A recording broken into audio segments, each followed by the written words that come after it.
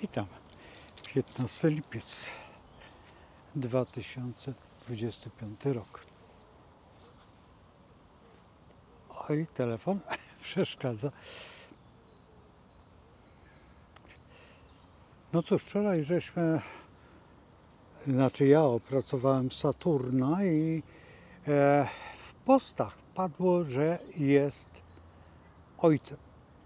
Tak jest ojcem Saturn. Z tym, że to jest taki ojciec raczej, którego nie zawsze byśmy chcieli. Bardzo też dużo zależy od tego, co oczekujemy od ojca. Spod jakiego znaku jesteśmy. Czasami ojcowie nie spełniają tych warunków, które powinni. Więc jeżeli patrzymy na to z punktu widzenia świadomości, że mamy tego ojca, no to fantastycznie, ale jeżeli on zaczyna wkraczać nam w pewne formaty i te uzależnienia są, nazwijmy to, nie za bardzo usystematyzowane, ponieważ tatuś ma jakieś zapędy, na przykład takie, że musimy postępować tak, jak on chce, no to wtedy mamy problem. I ten Saturn jest problemem. W gruncie rzeczy, jeżeli patrzymy z punktu widzenia, ogólnie rzecz biorąc, na świadomość tak zwanego nie taty, co ja odróżniam tatę od ojca, no to ojciec raczej kojarzy mnie się z takim dyktatem troszeczkę. Ojciec narodów, to pamiętacie takiego pana, który nazywał się Stalin i to był ktoś, kto naprawdę był ojcem narodu. No i ten naród doprowadził do tego, że dosyć sporo osób po prostu, no, w dzisiejszym języku byśmy mogli powiedzieć zutylizował, a w rzeczywistości wysłał do aniołków. I teraz, patrząc się na tą historię, to byśmy mogli powiedzieć, no tak, ale takiego tatusia to ja, no, z jednej strony chciałbym, z drugiej strony boję się. Popatrzmy sobie na innych, nie tyle ojców, co ojców na przykład, chociażby ojciec kultury, tak, czy jakiś jeszcze inny, bardzo często nazywamy tak. Ja z kolei, mimo że moim ojcem był człowiek, który ogólnie rzecz biorąc był bardzo przyzwoity, ale ja wybrałem sobie zupełnie kogo innego, mojego wujka, za ojca. Dlaczego? Dlatego, że miał czas i dotarł do mnie w odpowiedni sposób. Umiał mnie ukształtować, nauczył mnie chociażby prozaicznej sprawy, jak wiązania krawatu.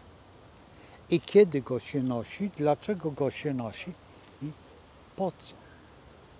Oprócz tego za tym krawatem były jeszcze inne sytuacje, które są szalenie ważne, chociażby nazwijmy tak zwana kultura osobista. Oprócz tego jeszcze mamy sporo do zrealizowania w takich punktów, których nie wytłumaczę. Na przykład jak się trzyma, ja już nie będę mówił o pani, która próbowała naród polski nauczyć, jak się je Napoleonkę, ale bo to już przekraczało w pewnym momencie, ale zachowanie się całe od momentu szanowania czasu, czy Saturna, jest bardzo ważne, przede wszystkim w rodzinie. Teraz, kiedy ten Saturn najczęściej występuje? Najczęściej, kiedy mama przygotuje obiad, a my co do tego obiadu mamy pewne perspektywy. Mamy czas, wtedy czytamy najlepszą książeczkę, czy na przykład gadamy przez telefon, albo używamy go w jakiś tam, dzisiaj młodzież używa to do jakichś tam swoich gier, przeglądania TikToka, nie TikToka, jest tego mnóstwo. I wtedy Saturn zaczyna działać. Bo po pierwsze, nie szanujemy pracy naszej mamy, bo przygotowała obiad. No, jeżeli to ojciec przygotowuje obiad, to tym bardziej. Chociaż nie wiem, czym się różni obiad ugotowany przez mamę, a przez tatę. No chyba, że to ja gotuję, to oczywiście, że smaczniej tata gotuje. No więc to jest zupełnie proste i logiczne. No nie każdy się chwali siebie tylko i to też jest Saturn. I teraz, jeżeli tego Saturna będziemy dotykać w taki różny sposób i będziemy mu się przyglądać w taki troszeczkę dziwny, bo spartański sposób. Czyli matka, mówiąc do syna, wróć z tarczą lub na tarczę. I to jest bardzo ważne, bo w gruncie rzeczy, jeżeli jestem tym wojownikiem,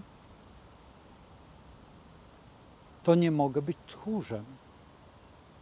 Nie mogę wyjść inaczej, bo inaczej zhańbię rodzinę. I to jest Saturn. Saturn ma wiele znaczeń, które my w pewnym sensie nie potrafimy. Oczywiście cały dekalog, ale nie będziemy teraz przerabiać dekalogu, bo zrobimy to sobie w jakimś tam symbolicznym czasie, a w rzeczywistości powinniśmy spenetrować swoje życie czy dążenie do tego, by ten Saturn zrealizować w jak najbardziej pozytywny sposób. Bo negatywnie nie ma problemu. Negatywne cechy, no to jest tego tyle, że właściwie dużo więcej jest negatywnych cech jak pozytywnych. Jeżeli patrzymy z punktu widzenia danej osoby, zawsze znajdziemy nawet w pozytywie negatyw, dlatego że na przykład nam to się nie podoba. Tak jak ja zawsze tłumaczę, że jak tak bardzo chcesz, to proszę bardzo, dam Ci kilogram cukru, miodu, największego źródła właściwie energii dla każdego człowieka i zbawiennej substancji, ta, którą zbierają pszczółki ukochane, i zjedz to w ciągu godziny i zobaczymy, czy się nie znajdziesz na przykład na jakiejś toksykologii. A teraz dlaczego? No proste, bo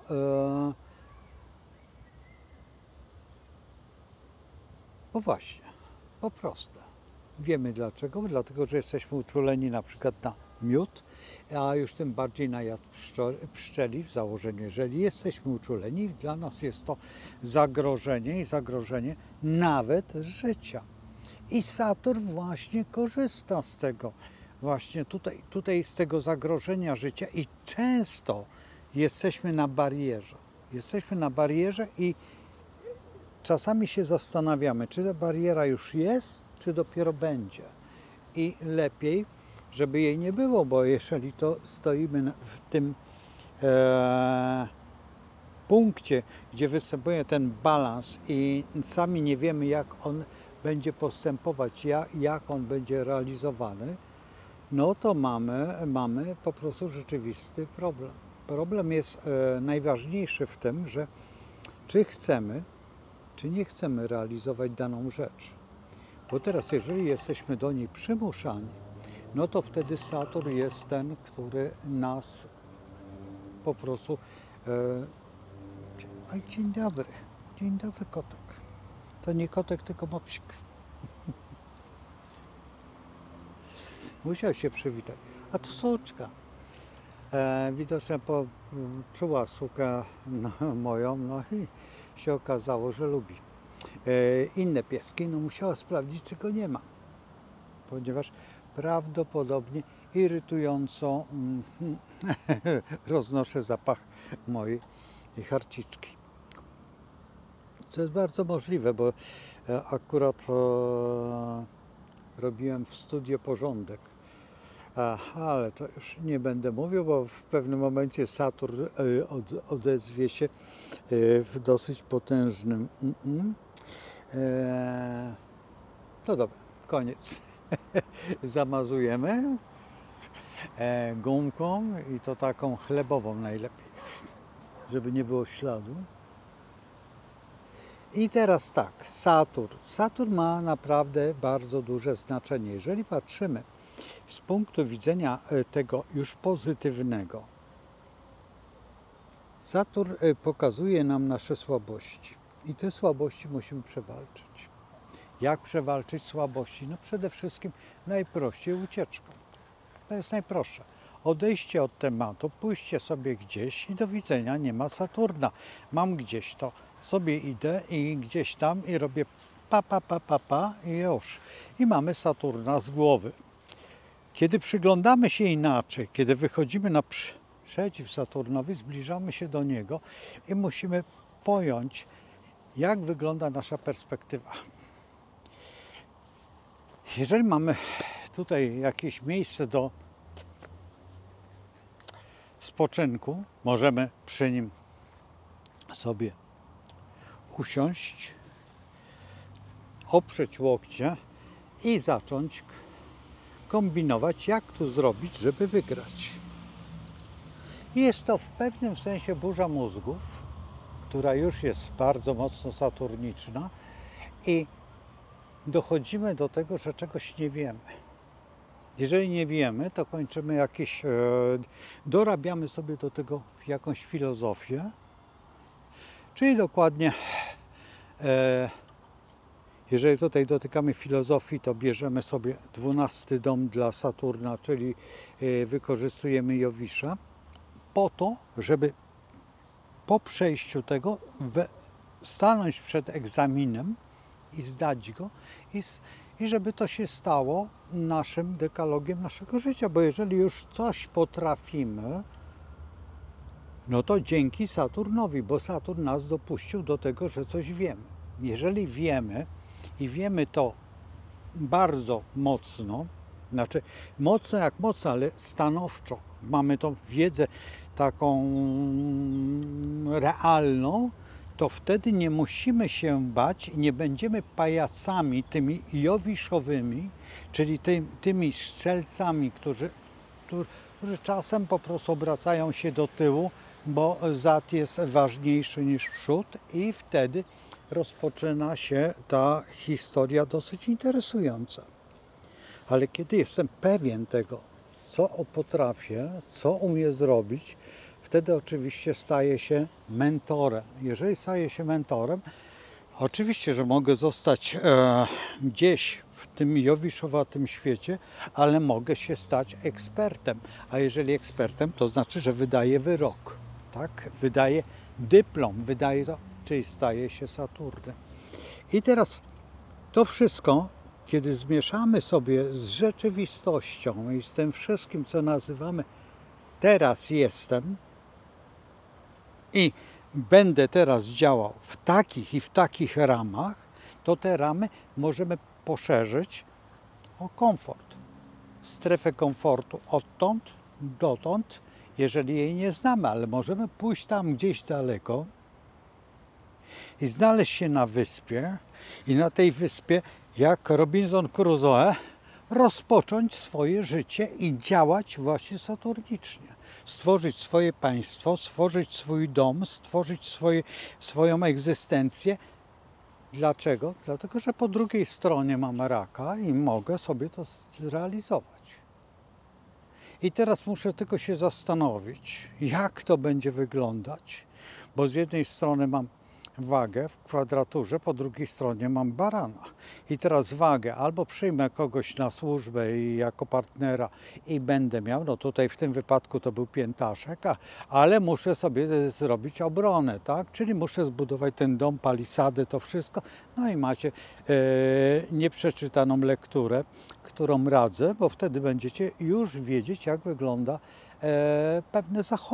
pewne zachowanie państwowości i oczywiście też lojalności, tej lojalności, która daje mnie wolność, swobodę, a przede wszystkim pewność siebie, że tu jestem Panem. I tutaj nikogo nie ma, bo ja. I tylko ja i nikt więcej. Moje ja jest ważniejsze od tego wszystkiego, ponieważ wszystko jest na usługach moich. Jeżeli to sobie wykształcimy, o rany, trudne słowa, to wtedy stajemy się panami sytuacji. No i teraz, czy przesadziliśmy, czy też nie. I wracam do tego ojca stanowczego. Jeżeli on tylko wszystko wie, no to w takim razie mamy z nim kłopot, ponieważ jeżeli on powie, słuchaj, ja tutaj mieszkam tyle i tyle lat, poznałem wszystko i wszystko jest w zasięgu mojej dłoni, wszystko jest podporządkowane mnie, ale jeżeli widzisz, że jest możliwość tutaj jakichś przemian, no to z koziorożca przechodzimy do następnego znaku, czyli koziorożec dojrzał. Dojrzał do tego, co nazywamy nowym spojrzeniem, nowymi realiami i nowym dyktatem, bo ten dyktat może zupełnie odwrócić sytuację i ta sytuacja może stać się dla nas w pewnym sensie komfortowa, ponieważ przeszliśmy strefę komfortu i poszerzyliśmy swój obszar o większe patrzenie, a może być to także kłopot. Dlaczego? Dlatego, że ten kłopot może stać się dla nas tym, że ten obszar jest dla nas nie do opanowania. I ciągle się martwimy o to, w jaki sposób tutaj trzeba ukrócić. No i przechodzimy, cofamy się do dziadka Stalina.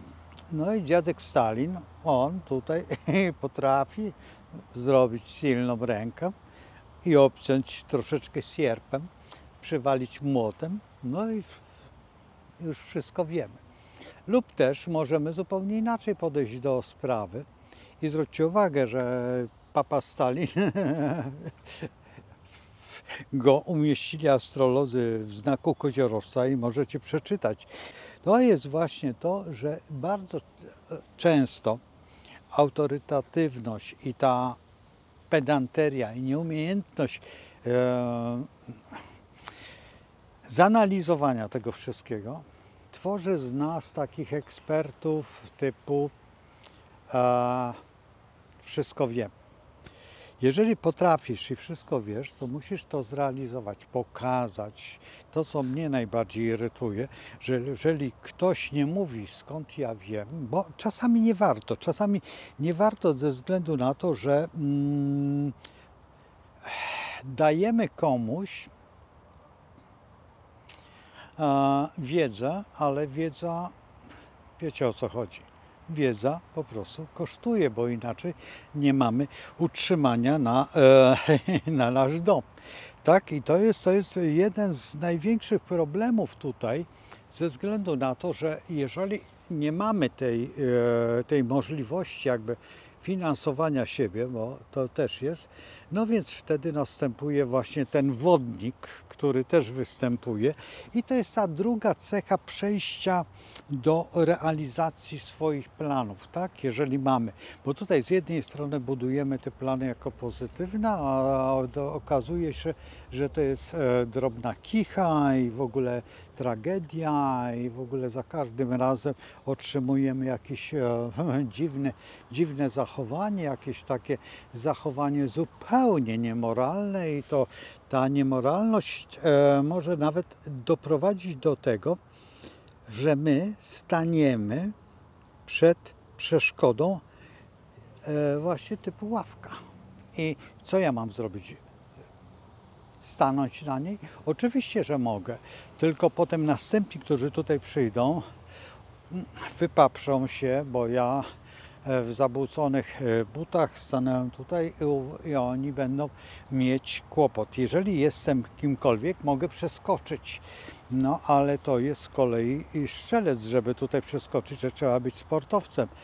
Akurat przez pewien okres ostatni nie próbowałem takich eksperymentów, ponieważ ze względu raz na wiek przypuśćmy już seniora, także Jowisza, ten Jowiszowy, taki, co to ja, nie pozwala mi to i to cały czas teraz mam ten kłopot, gdzie jestem w znaku Strzelca, chcę dojść do Koziorożca, a nie mogę, a jestem tutaj i to jest te negatywne, pozytywne sytuacje, które dla pewności, że ja mogę obejść, co jest wielkim doświadczeniem, bo to znaczy, że używam tej szarej masy, jaką są komórki mózgowe i potrafię nawet dookoła dojść, przejść, zastanowić się i sobie wytworzyć ten spacer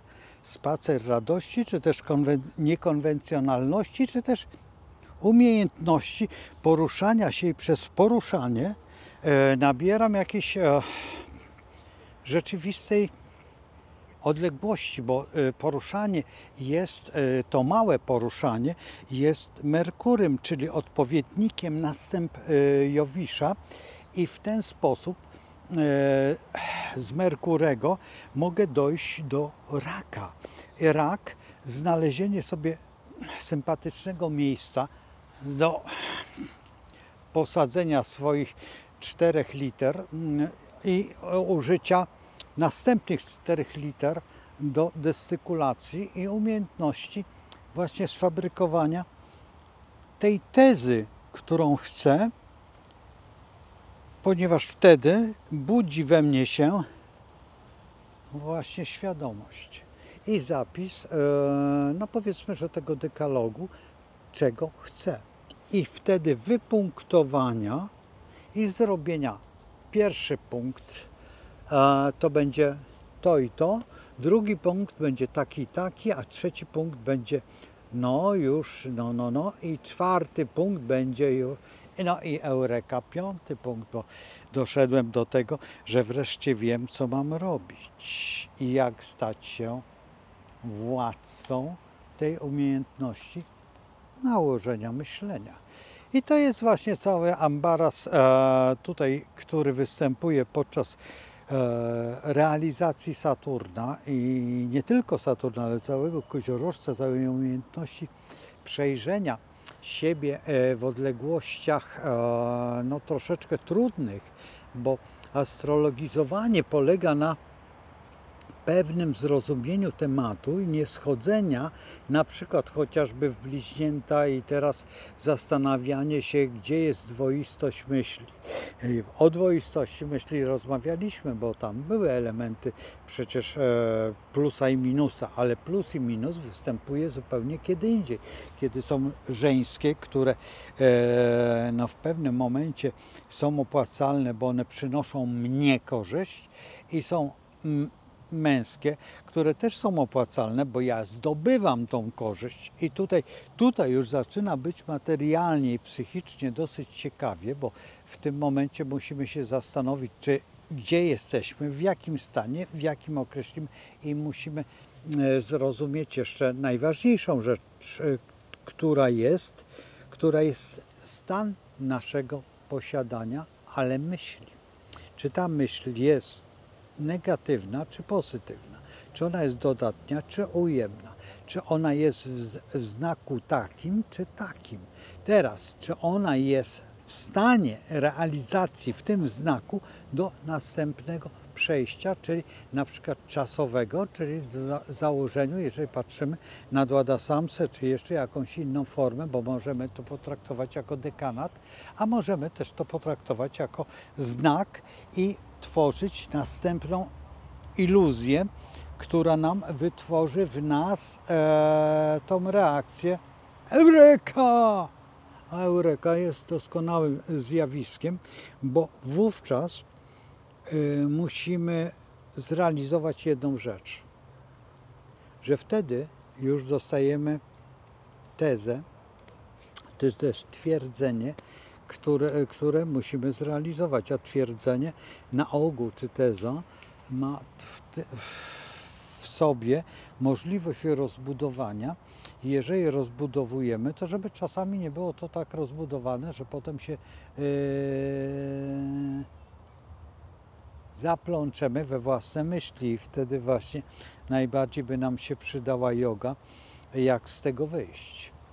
I dlatego też kontemplacja czy medytacja, która jest w zasięgu, właściwie, no tak się mówi, że jogi czy nie, ale astrologii również, medytacja nad planetą, nad tym działaniem jest jedną z największych sztuk i tutaj rozebranie tego wszystkiego w taki sposób, nazwijmy to dosyć sprytny, bo umiejący astrologizować poszczególne elementy i patrząc się, że czasami musimy stanąć obok, potem przysiąść, bo już mamy miejsce, a następnie oprzeć się i wznieść się, potem następnie zastanowić się, a potem może przejdziemy się po to, żeby intelektualnie zdobyć więcej szans na rozluźnienie naszych